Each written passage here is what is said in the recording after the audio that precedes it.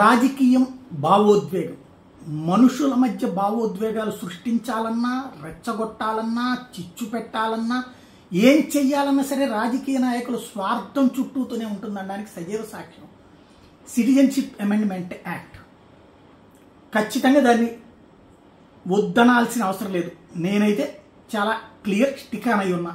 ఇంతకుముందు కూడా చెప్పాను నేను, దేశభక్తులు ఎవడైనా సరే సిఏఏ అమలు కావాలని కోరుకోవాలి, దేశద్రోహి ఎవడైనా సరే సిఏఏ అనవసరం అనాలి. అది నా ఖచ్చితమైన అభిప్రాయం.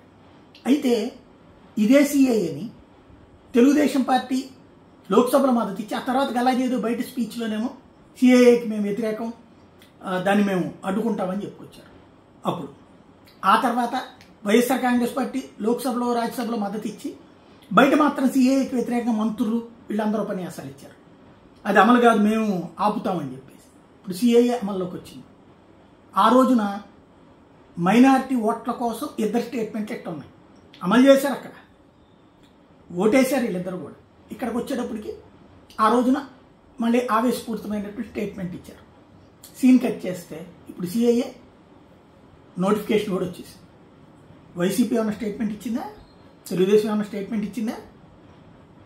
కాబట్టి నేను చాలాసార్లు చెప్తున్నా, ముస్లిం సోదరులు రాజకీయ పార్టీల ట్రాప్లో పడద్దు. వాళ్ళకి ఇప్పుడు కనుక బీజేపీని దెబ్బకొట్టాలనుకుంటే దాన్ని రెచ్చగొడతారు ఆ పాయింట్ చుట్టూ. అదే లేదనుకుంటే వాళ్ళు ఏం మాట్లాడరు. వాళ్ళ రాజకీయ అవసరాల కోసం మనం ఎందుకు పావులుగా ఉండాలా? ప్రశాంతంగా కలిసి అన్నదమ్ముల్లో సాగుతున్నటువంటి హిందూ ముస్లింల మధ్య ఎందుకు చిచ్చు రావాలా? నాయకుల కోసం, స్వార్థ రాజకీయ నాయకుల కోసం.